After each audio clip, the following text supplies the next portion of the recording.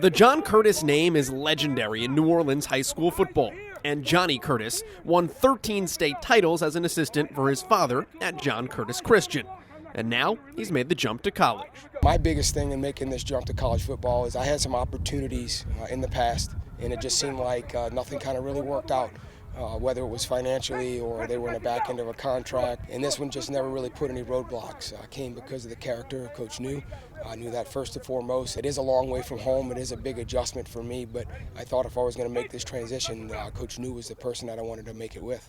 And the Cards have bought into their new mentor. I think for those guys that have been around, the guys that are career college football coaches, what can this guy bring to my room? And I think I validated right off the bat to make sure that they understood that I was in this for them. I want to see them succeed, and I think that's important that they knew that right off the bat. And I'm going to give them the tools to be able to do those things, and then they got to go out there and play and have fun. We kind of coming from high school, but had a really good record, and we really enjoy having him. Whether it's in the meeting room, out in the field, it really gets us going, and he likes having a lot of fun with us. He came in and told us right away. I mean, he's from New Orleans, and he's from a real big powerhouse high school, and his name's on the high school, so that's pretty legit.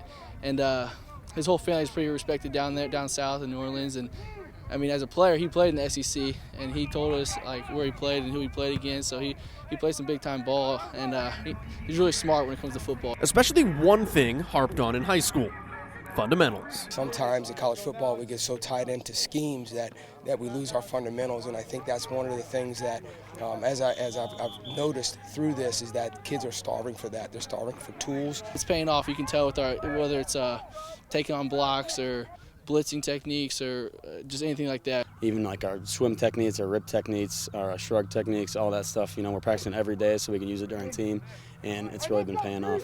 One more thing too, by the way, there's infectious energy.